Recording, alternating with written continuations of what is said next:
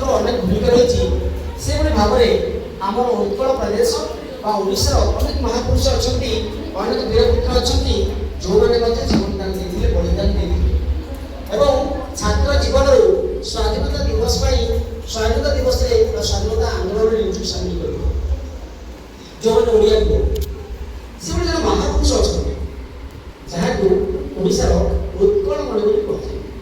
ତେବେ କିଏ ସେଇ ମହାପୁରୁଷ ଯାହାକୁ ଆମେ ଉତ୍କଳମଣି କହୁ? ପ୍ରଶ୍ନ ନମ୍ବର 14, କିଏ ସେହି ଓଡ଼ିଆ ପୁଅ, କିଏ ସେହି ମହାପୁରୁଷ ଯାହାକୁ ଓଡ଼ିଶାର ଉତ୍କଳମଣି ବୋଲି କୁହାଯାଏ?